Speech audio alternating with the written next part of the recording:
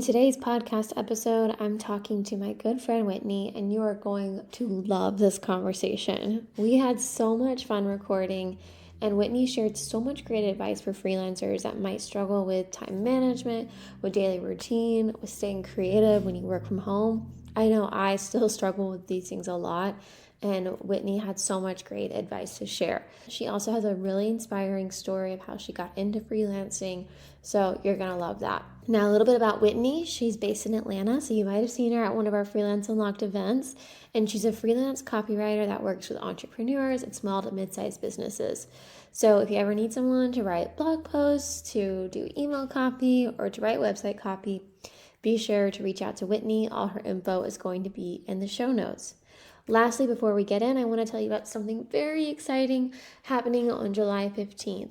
We are launching a brand new free challenge called the Momentum Challenge. It's going to be a 5-day challenge hosted by me, Haley, on Zoom. So if you need help building momentum, you're feeling unmotivated, you need to get a new client ASAP, and you're not sure where to begin, this is all we're going to work on in the Momentum Challenge. Each day I'm going to go live on Zoom for an hour, and I'm going to answer your questions. We're going to work on our businesses together, and we're going to talk about how to find and close your next freelance client. All the details are in the show notes. You can sign up at freelanceunlocked.co/challenge. And as always, let me know if you have any questions and enjoy this episode. Bye. Welcome to the Freelance Unlocked podcast, hosted by me, Haley Davidson. I quit my corporate marketing job at 23 to freelance full-time. Since then, I've tripled my income, work just 20 hours per week or less, and get to work from anywhere in the world. But like many new freelancers, when I first got started, I was underpaid, overworked, and disrespected by clients. In this podcast, you're going to learn how I turned the tables and unlocked true freedom and started living my dream life through freelancing. And here's a spoiler alert. My success started from the inside out. I'm so glad you're here. Now let's get started. Welcome to the podcast, Whitney. I'm so glad you're here. Happy to be here. I'm just so happy that we're connecting. We met through the Freelance Unlocked Atlanta group, kind of, right? Like, I feel like we started emailing. How did we actually first get connected? Because we started emailing. Yes. And yeah. So I've seen you in like the Atlanta Facebook group. Yeah. And I signed up for more information on events because I'm like, oh my goodness, sometimes at some point I'm going to be able to make it like awesome, really busy, and I'll get to go.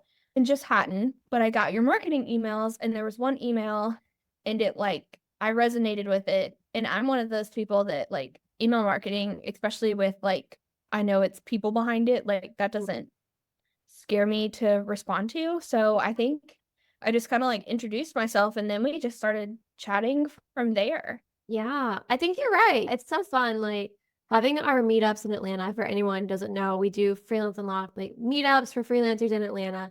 And having that has been so great because even like you said, you didn't make it to a few of the ones we had, but we still were able to connect and then start following each other on Instagram and just become friends. So anyone else who gets a newsletter, please reply too, because I love making friends. So that's great. And then you also wrote a blog for us, which is great. Everyone needs to check that out. It'll be in the show notes, all about time blocking. So today we're going to just talk about your story. I think your story as a freelancer is so interesting and inspiring for all the new freelancers in our audience. And then we'll talk a little bit about time management because it's something we've both struggled with and sort of overcome. It's you never fully win the battle, but I feel like we have some good advice. For sure. For sure. Learned from Yeah.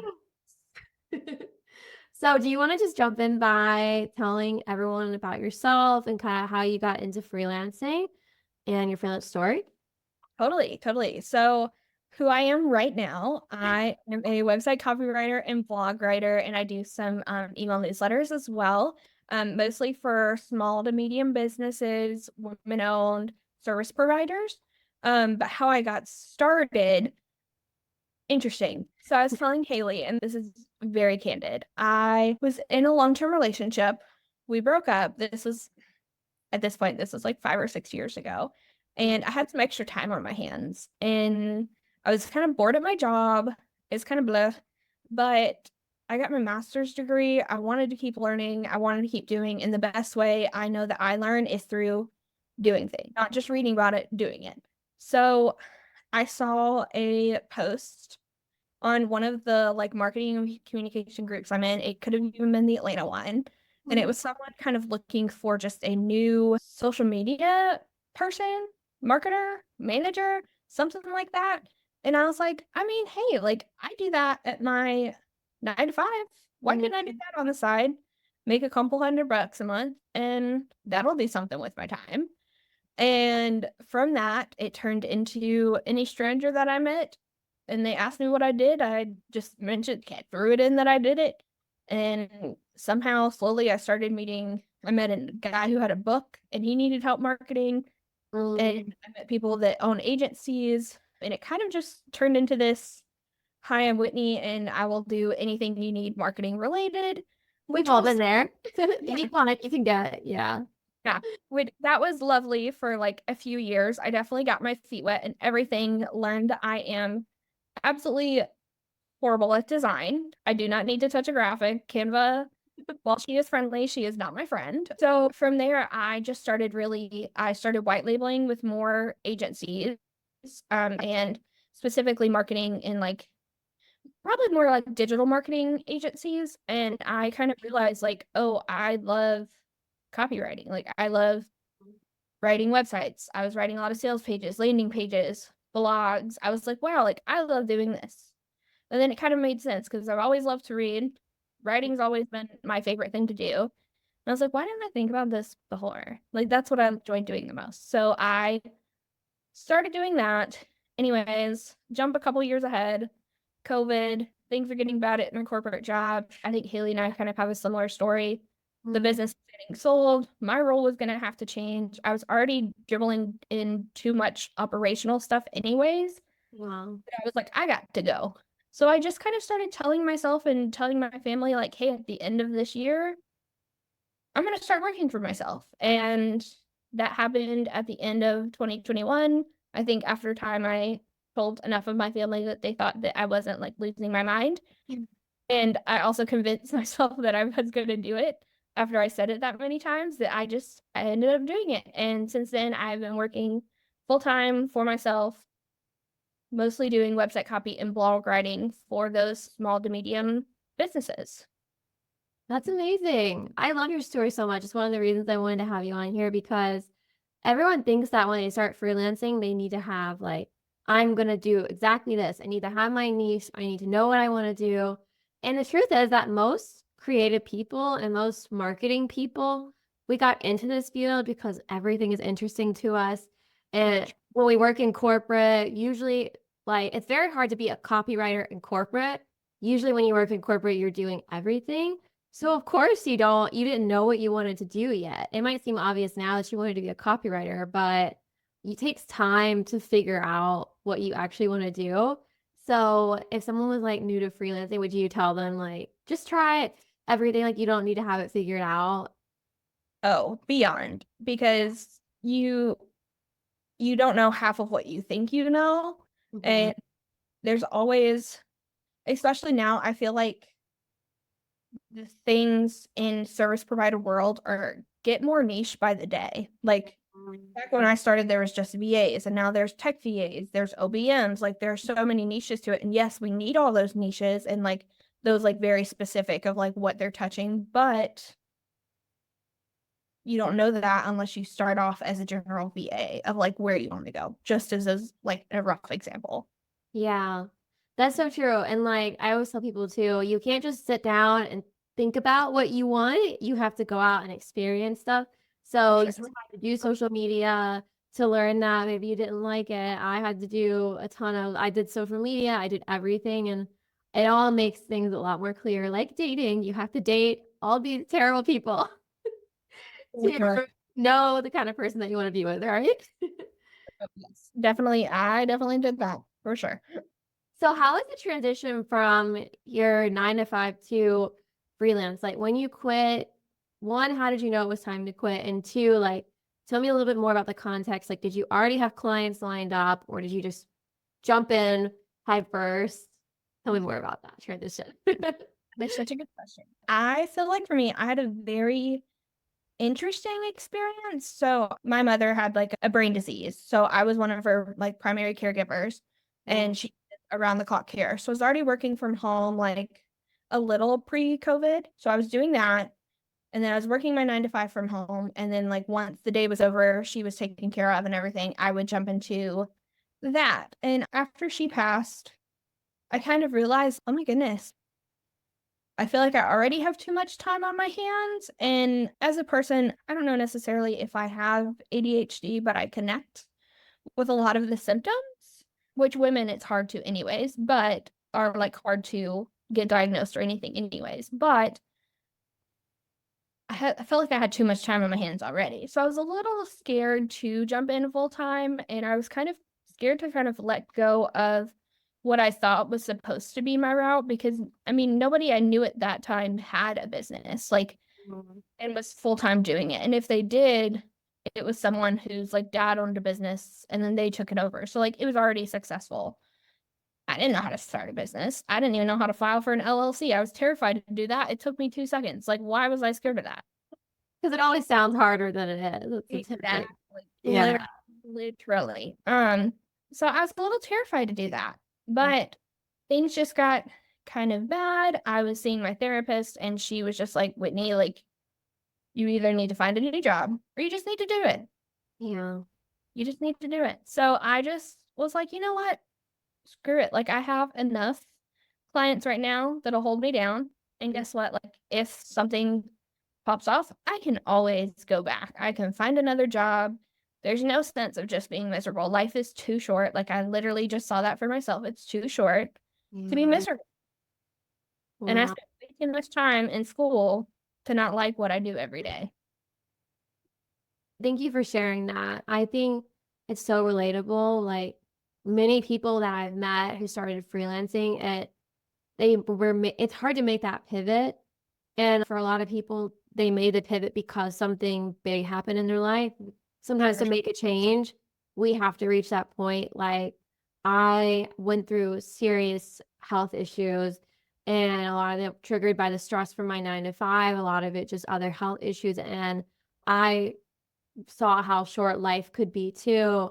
And that made me kind of say the same thing, like, F it, like, I'm just gonna do this because life really is too short and you really can go back to what you're doing if it doesn't work out. But you have to at least give yourself a chance and put yourself out there and see what's possible.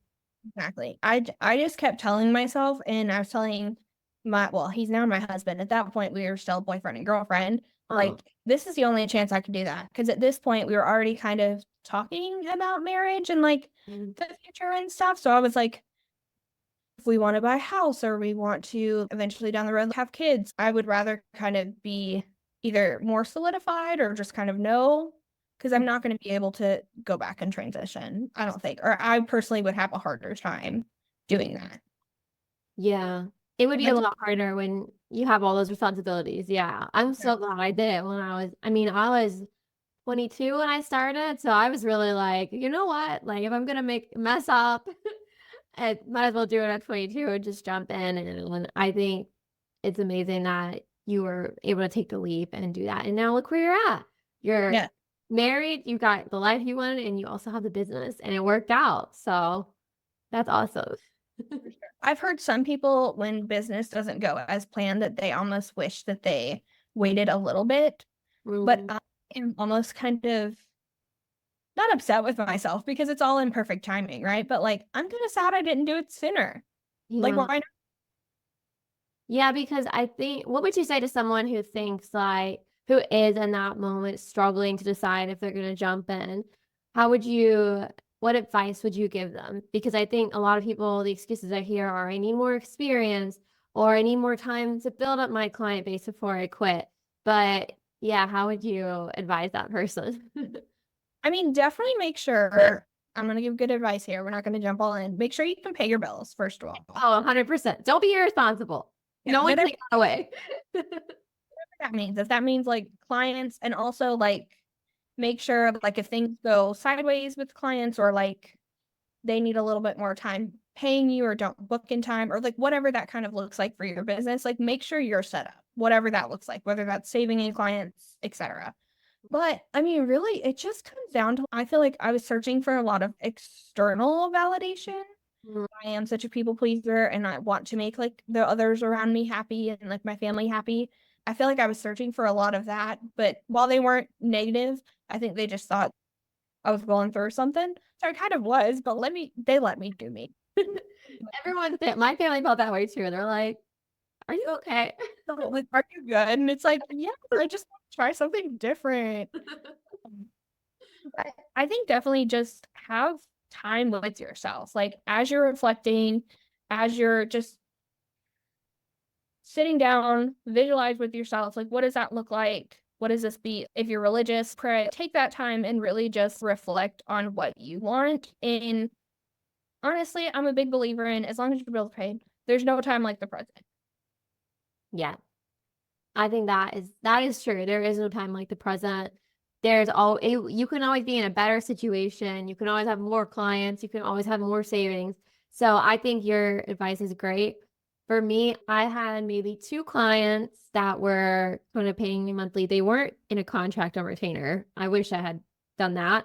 But I had two consistent clients and I had 2 months worth of bills saved. So I was like, okay, something goes horribly wrong, then at least I'm prepared for 2 months. I have 2 months runway to figure it out.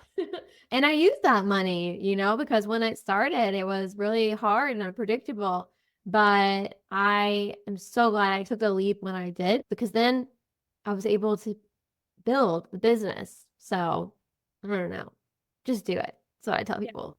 exactly. Yeah, that's great.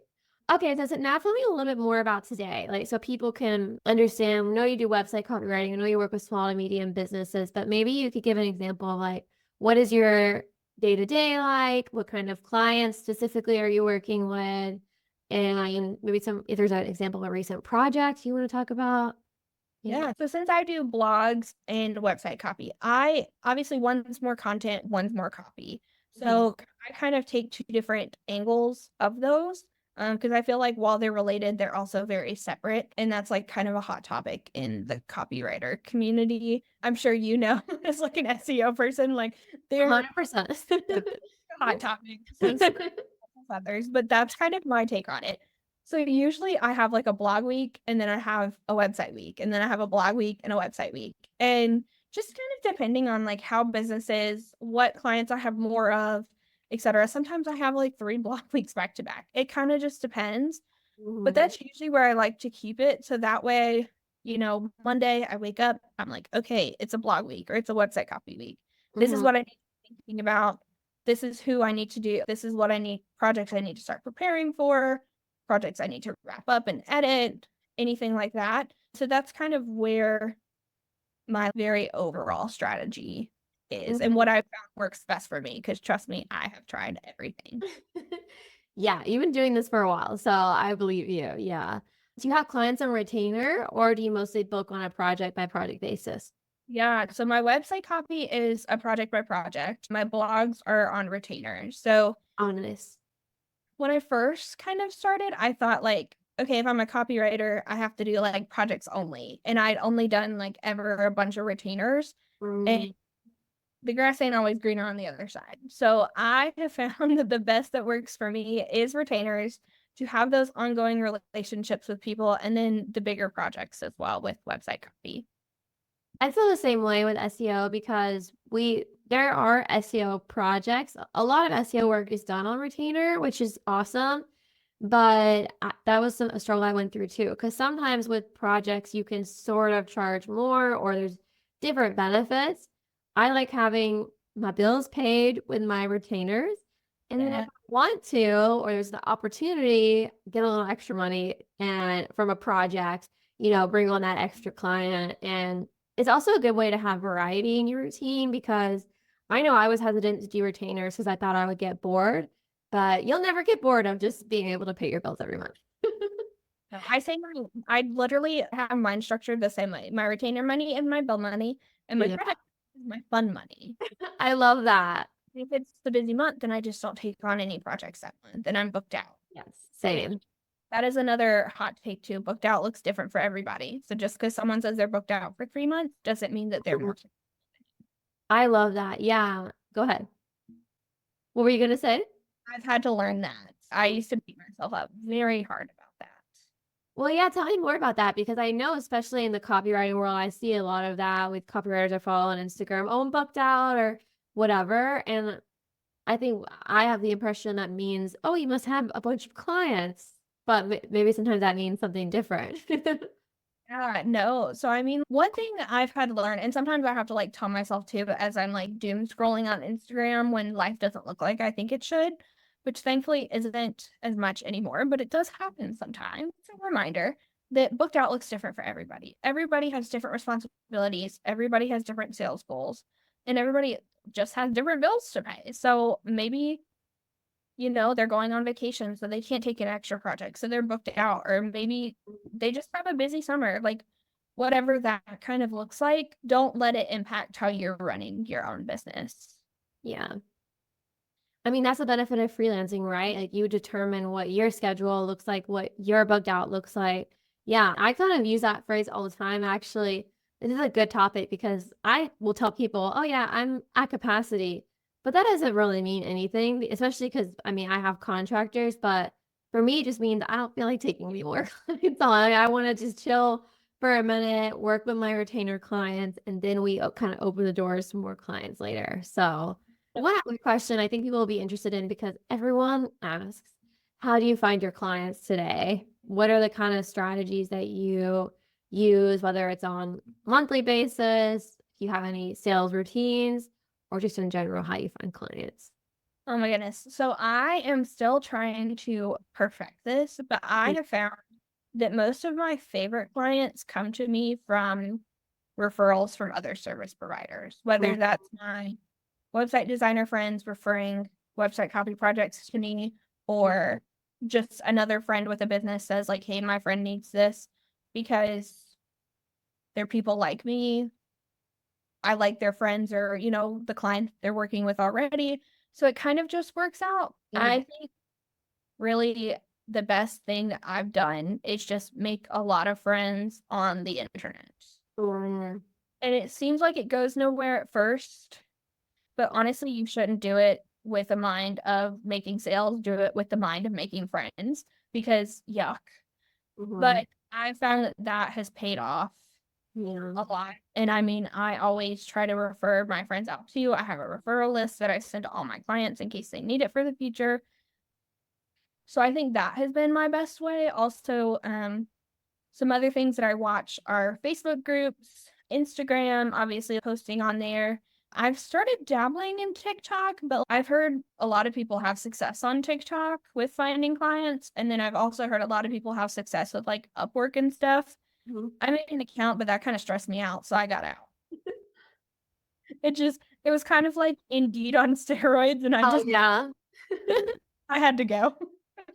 Well, it's like, I think it's unique for everyone. Just that's what freelancing is. Everyone wants there to be one right answer for how to find clients, but I would encourage everyone to take, there's this thing called Clifton Strengths. Have you ever heard of that? I don't It's think so. so it's really cool. It's like a strengths assessment. You can take it online. A lot of companies give it to their employees, but it breaks your strengths down. And so there's like maybe you're someone who has relationship strengths. So you're really good at building relationships, and that's how you should find clients. I feel like me and you have that in common. I don't do anything for my agency except build relationships, go to networking events because I'm great at, forming those relationships. But for someone else who's maybe really good at different things, like maybe they should become more of a thought leader on Instagram or TikTok. Maybe their strengths lie in being able to look through all of those Upwork listings and figure it out. So I think it's very unique for everyone, but I love what you said about building relationships with other service providers because having a community of freelancers as a freelancer is so important. And I didn't know, I just thought I wanted friends. That's why I started like our Atlanta community. But the stories I've heard from people, including you, who've like gotten like referrals or who have actually like started working together on projects has been amazing. So could you talk a little bit more about just like why it's so important to connect with other freelancers, especially other freelancers who are in different industries and have different skill sets? Totally, totally. So you should also befriend other people that do the same thing as you do, Yeah. because you need to be over competition first and foremost. And you never know when they'll have, I mean, if you're looking at it from a sales perspective, like extra projects they can't take on or something that might suit you better. But really they can honestly relate to you. Yeah. And you can, once you get to a certain point in friendship, you can kind of say, like, okay, I'm doing this in my business, or I'm pivoting in this way, like from a knowledgeable perspective of what we do, because I have a copywriter bestie and I freaking love her. But I ultimately think like befriending people who do different things than you, but also adjacent, is super helpful too. Because I mean, besides just being friends and like relating to having businesses and, whatever else you relate to them on, you can kind of say, like, okay, I'm seeing this from in my shoes, like a copy's perspective. What are you seeing from a design perspective? Or what are you seeing of people rebranding, or just kind of predicting trends and kind of seeing what they're seeing in the industry and where people are going? But then also referring out or working for them. A lot of my web designer friends, I've written their website copy too. Wow. Like they hired me to do that, which is such a freaking honor. Yeah. And then also just making friends without like the need to make sales. But then when you end up working together, it's fabulous. There's a woman on the Atlanta Facebook page. She owns a digital marketing agency. I love her so much. She saw me, she didn't make a post, but she saw me reply on someone looking for a blog writer and things. And so we ended up connecting and we just hopped on a call, and literally me and her, we did not talk anything about business. We talked about, we just had similar grief stories with our mom, and she's been in the biz way longer than I have, but she was just so knowledgeable. So we were just talking about different life experiences and things and what she'd recently been through, and kind of, how I was kind of reevaluating, because this was like right after my wedding and getting fully back into my business and things. And literally, I think like not too long after the call, she was like, okay, I want you to write my blogs. And then hopefully I'll get more clients to do blog retainers so you can write their blogs too. So you just never know where things are going to go. So I just always try to connect with people on a human level. And then also you can ask them for business advice or like anything that you kind of need to. It's just so great to have friends that get it. And yes, you have your friends in real life, but like just having your friends, whether you're in your area or not, it's my favorite. Is. And that's one of the reasons I love being a freelancer is because I was actually telling someone this morning. I feel like my social life exploded when I quit my job, not just because I have more time, but because now was around, I could connect with so many more like-minded people, right? Who are like doing the same thing as me. And there is a huge online community of freelancers like on Instagram. You can find people on Instagram to follow. You can join the Facebook groups, go to our events, like anything. And it's just amazing. Like I have felt more like connected with people than ever before since I started freelancing. Yeah. And I also love what you said about being friends with people in your niche. I struggled with this. I was scared to reach out to other SEOs because it can be competitive. But I feel like I met a few really awesome SEO people. I met people who had SEO agencies, content agencies, and my business exploded because I could now rely on them if I had a really tough situation with a client and I needed to know how to address it, or there was some trend with SEO changing and I could ask them advice on how are you approaching this with your clients. I literally just last week formed a partnership with another agency that, by the way, I thought was like huge competition to me. I was really scared to connect with them. I thought maybe, oh, they're going to steal my clients or something. But we connected and now they're like helping me get a bunch of these projects off the ground that I haven't had time for. So it's just really important to connect with people in general. And whether they're in your industry, whether they're not, I don't know, like you said, you never know what can happen.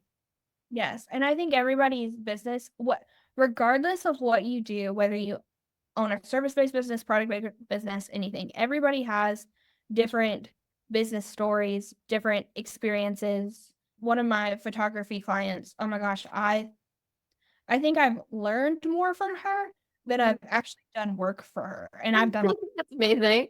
saying something. So I've just learned just business wise, like so much from her. And balancing life and business and everything. So I'm just so grateful for meeting people and learning things and just really getting to know people to their core too.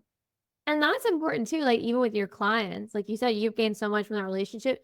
I feel like sometimes freelancers, they don't know like how to treat their clients. They're kind of scared to treat them like human beings.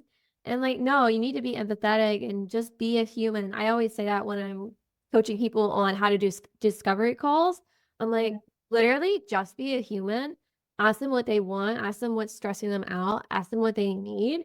And then you can come in and build that genuine relationship and help them, like just help them reach their goals. It really is a relationship. So, and you can meet like lifelong friends. Like my client, I feel like we're going to be friends for our entire lives. Like I love working with this client. So yeah. For sure. No, I totally do the same thing. And I definitely recommend the same thing too. Yeah. Just be a human. We should put that on a t-shirt. I would buy it. First coach. Really? Oh my gosh. Okay, Freelance Unlocked merch. It's just gonna say just be a human. Yes. I love that. Okay, Whitney. So I feel like that was awesome. I learned so much. I am like super excited that everyone's gonna get to hear your story. Let's pivot a little bit and talk about time management. One thing that I like to talk about. Yes. Yes, the one thing we're supposed to talk about, but I know everyone's gonna be like love to hear your story, and that relationship building piece is super important too. So time management, let's talk about you talked a little bit about your routine as far as your work, but I'm curious like what would your daily routine look like now? Like what time do you wake up? When are you at your desk, et cetera, et cetera? And then how has that also changed over the years from when you first started? Oh my goodness. That's a question. It's a big question. That's your big question. So when I started, and granted, sometimes I do still feel this way too. I feel like I was chained to my desk from 9 to 5. Like that is what I was so used to. That is what I have to do, especially as you're trying to like get a business. I mean, I had clients, but I was trying to get it up off the ground. I was trying to make it into an actual business versus just freelancing when I went full time because my time was so much more limited when I was not full time, taking care of my mom and my job and that. I was like, Wow. I have to have these pocket schedules. And then once I went full time, I was like, wow, I have the whole day. Like, what am I gonna do with myself? I You don't wouldn't have to do think that you would get. Oh, sorry. I would just say you wouldn't think that would give you anxiety, but it gives me anxiety. I'm like, there's nothing on my calendar. What am I supposed to do? It gave me so much anxiety. How do I plan? I don't even think I had time blocks on my calendar at first. Like this is like a 2-year thing for me. It still seems like it's very new. So I've definitely adjusted along the way, definitely had to change things several times along the way, especially now that like last year when I got married, my husband and I moved in together. So that took some adjusting around his work schedule and kind of what that looked like and just making time for like being in person together more and things like that. But I think, most of the time, I try to wake up slowly, try to get things going, and I don't run to my computer anymore. I used to do that. I realized it was causing me a lot of anxiety in the morning. I didn't want to get up out of bed. And like, you do this to get excited about what you're doing. You're not doing this to punish yourself. And I think a lot of my mentality was punishing myself to do more, to make more, to be more. But like you said, you can never save enough money. You can never have enough clients. Like, because by the time that you think you're there, your goal's going to change. Or something's going to change to where you need to make a little more money or you need to cut back a little more or kind of whatever that looks like for you in that moment. So ultimately, I try to just go slow about my mornings. I'm definitely I also used to be more of a morning person. I've learned now that afternoons are my sweet spots. So I try to do my admin stuff in the morning and then kind of around like noonish, just kind of when I would transition to my deeper thinking, take a lunch break because everybody needs to take a lunch break. That should still be treated like a corporate job. Yes. Why do Away people who freelance, yeah, they give themselves less benefits than their corporate job. I'm like, you got an hour for lunch in any job. Like, take the time. Yes, exactly. Exactly. And walk away, take a break, take a mental load, just take a walk, do something for yourself. I always try to do that in the afternoon. and then kind of just wrap up my day. I always try to be done by like 3 or 4, so that way any of my loose ends I can be done. And sometimes, yeah, I do like after dinner, I sit on the couch and like plunker around on my computer if I need to wrap up things or just get ahead for the morning or schedule emails or like whatever that kind of looks like. I just try not to hold myself too much to a regimented schedule because you never, with a creative job too, you never know how creative you're going to be feeling that day. Yeah. I like that because a lot of people they try to force the creativity, and I struggle with that too. I was actually going through that this week where I've been putting off this project for 2 weeks because I have not felt inspired or creative at all. And so then I just like last weekend was at the beach having the time of my life. I was like, I'm not thinking about this. And then Monday, I was like, super inspired again. So, what do you do when you're not feeling creative? Do you force it or do you like try to give yourself?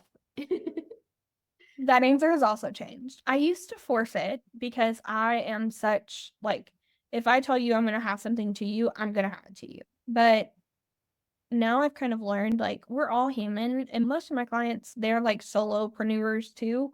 So they stuff adds up sometimes and life comes up and creativity just isn't there. So I would almost rather not like delay a deadline for a few days and obviously communicate that with my client than try to force and write something that I'm not proud of.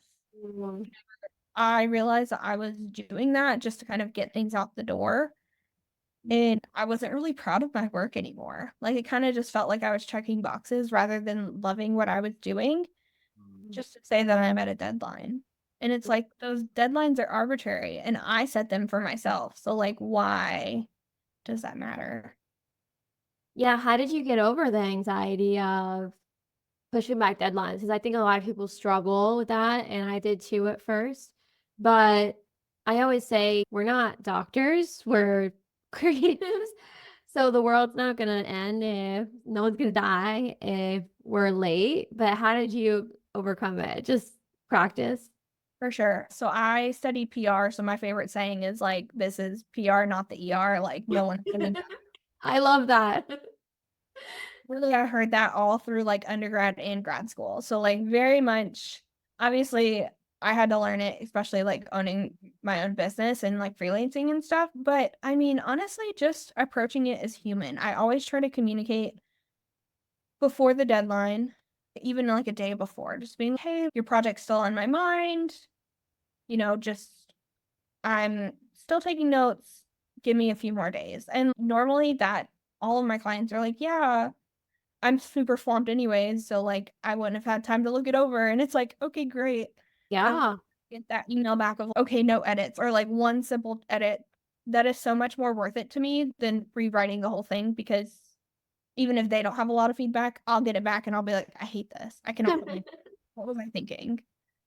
Yeah, I love that. That's so true. Like clients are busy too. So that happens to me all the time. I'm like, sorry, this is late. And they're like, oh, it's fine. I'm not even going to be able to look at it till next week. So I think that that's very true. Especially again, you have to think about the type of work you're doing, like creative work. I don't want to say it's not the priority, but sometimes for clients who are also dealing with other priorities, they're not like their lives are not on hold until they get the website copy or the blog post or whatever. So we can be human. Obviously, don't make it a habit and try to get better about. I've worked on this a lot at just giving more realistic deadlines from day one instead of like I used to be like, how quickly can I get this done? Okay, I'm gonna tell them within 48 hours. Now I try to like extend the runway so I can get it to them early and then impress them. Yeah. But sometimes I'm still late, even on the extended deadline. The same. And I always try to put it because I use, Asana for project management, so I always try to put it in Asana. Like, I give myself even buffer too, but I mean, I used to be the same way too. Like, I'd get off a discovery call and be like, "I can start your website copy project next week." And it's like, Yeah. they gotta fill out a questionnaire, you gotta schedule a call. There are so many things you have to do to get this project up off the ground. Like, Yeah, it's yeah. like that.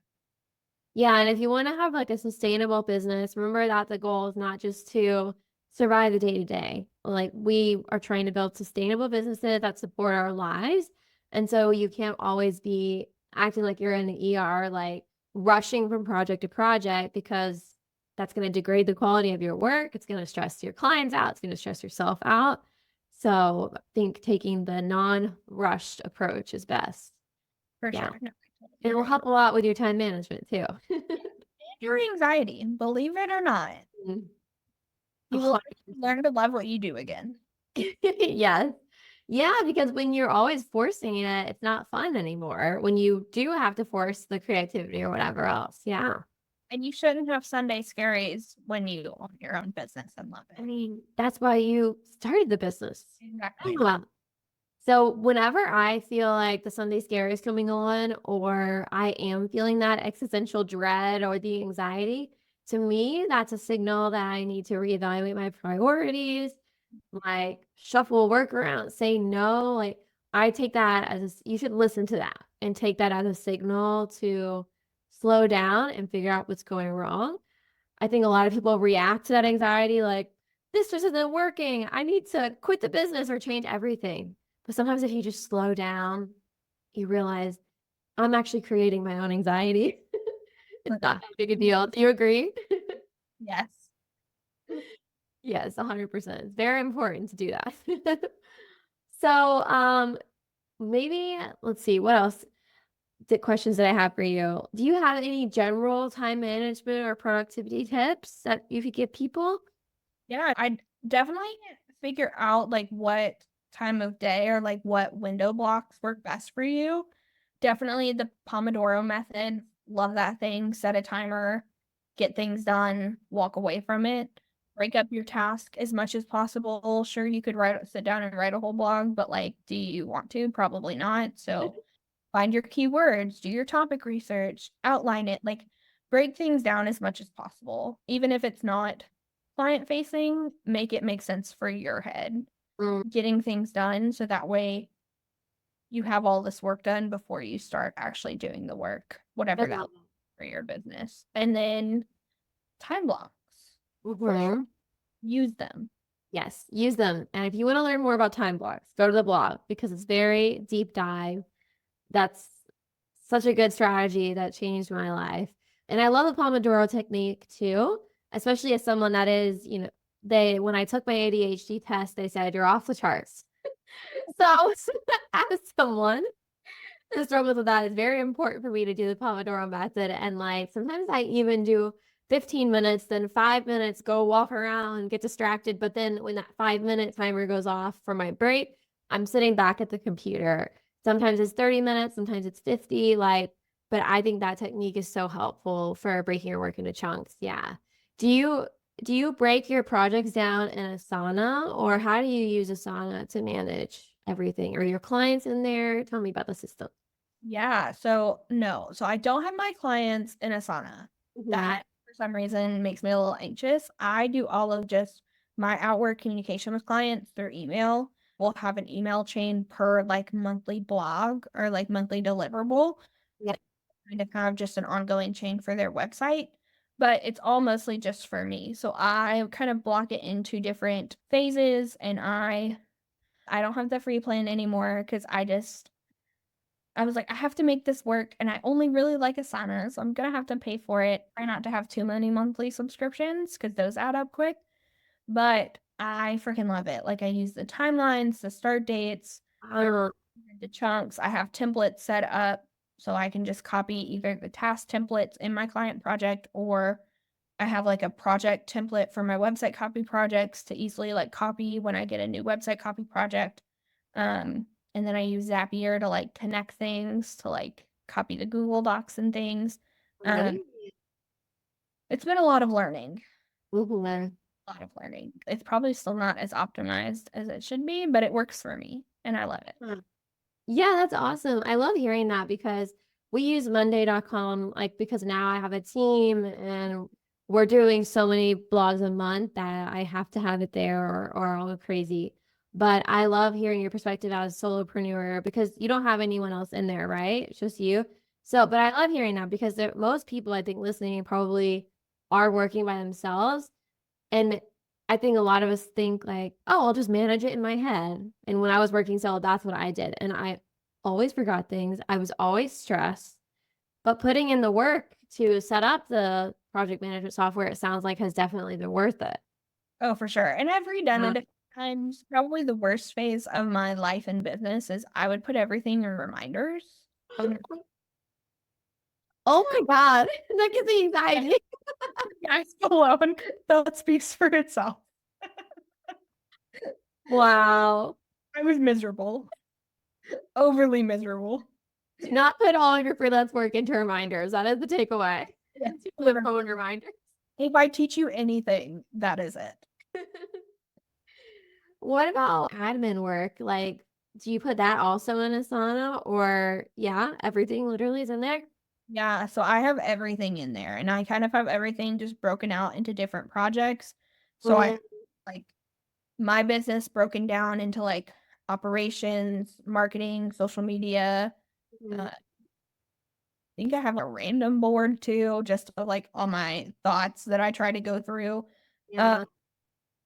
so I have that, and then I have my blog clients each have a project, uh, Mm, and like templates within that, and then my website copy projects each have that. And then once their project is done and all that, I archive the project. oh, Uh, nice. yeah, so I try to keep it as cleaned up as possible, and that's kind of my process in Dubsado too, because that's what I use for like client invoicing and Oh, nice. Okay. Tell me more about the saddle because I feel like people are gonna have questions. I've heard of it.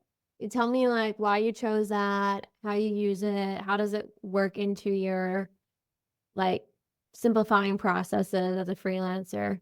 for sure. Since Asana is my internal project management, Dubsado is what I use for everything that's external to the client. So it's where I email clients, it's where all my out-facing workflows are, it's invoicing, it's getting my leads and kind of setting them up before they become a project.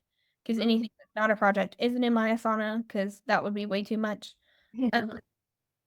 So that's kind of where I started that. Right before I went full time, I met a girl. She's also here in Atlanta. Her handle is Systems Guru. Her name's Taylor. She's fabulous.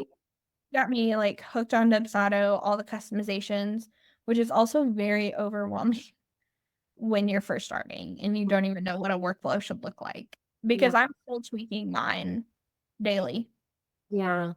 That's ridiculous. But every couple of months, I'll add in like, oh, I need to put another extra touch point here, like whatever that kind of looks like.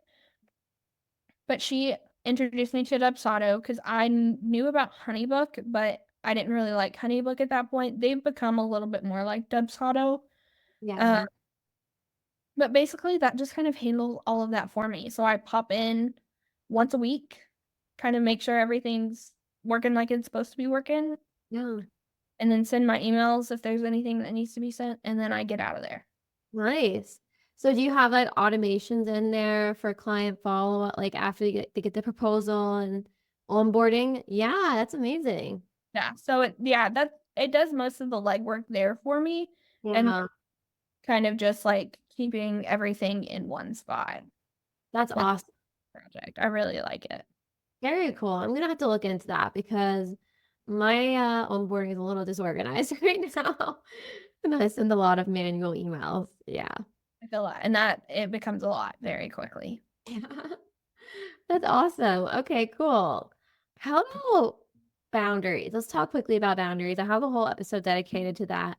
But okay, let's phrase the question this way. What's the best boundary that you've ever created for yourself, for your business, with clients, any kind of boundary, but that's just like made your life better, reduce anxiety? Mm, that's such a good question because I feel like the past couple of years too, I have tried to get better about boundaries, especially as like a overachieving people pleaser. I felt like I feel you. messaged me, I had to message them right back. I mean, I was like that at my corporate job too. Uh, Yeah. But one thing that I have loved, and this may enrage some people, my phone stays on do not disturb. I am protecting my mental peace. There are certain people that can get through, like my husband can get through, my dad can get through when they call or anything, but like for the most part, like my phone stays on do not disturb. I turn it off after I'm working or like when I don't need that mental piece, but that to me has been the biggest because I realized it was such a distraction. It was pulling me away from things. If I got a client email, which work email is not on my phone anymore. That's another one. That's my life-changing boundary is when I took email off my phone, I was like, I don't even have anxiety anymore. It was amazing.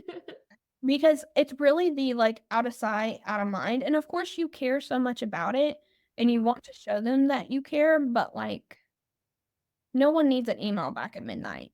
Well, If they do, then they're probably not the right client for you, and that's okay because you will find one. yeah. But yeah, just sometimes it's the simplest of things like that that make the biggest change to your anxiety and just protect you.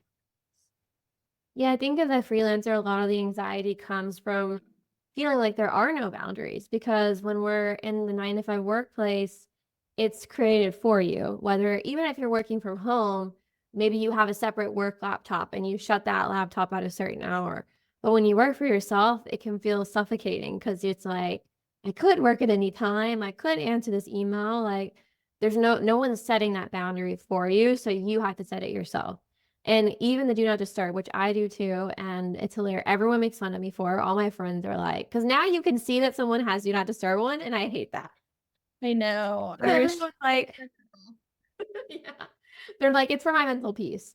But even that simple thing can give you so much mental space and clarity, and like totally change your life. So I'm glad we're both doing that, and everyone should go take email off your phone and turn on do not disturb. Yes. Yes. Set up a work focus because now it just comes on and I don't even have to think about it. Oh, I'm gonna do that because you can set certain times for it. Yeah. I need to do that. I'm gonna do that right after this. Highly recommend. Very cool. Okay. All right. Well, I think that's all we have time for today. Thank you so much for sharing all your amazing advice. Do you want to tell people how they can get in contact with you? What's your Instagram?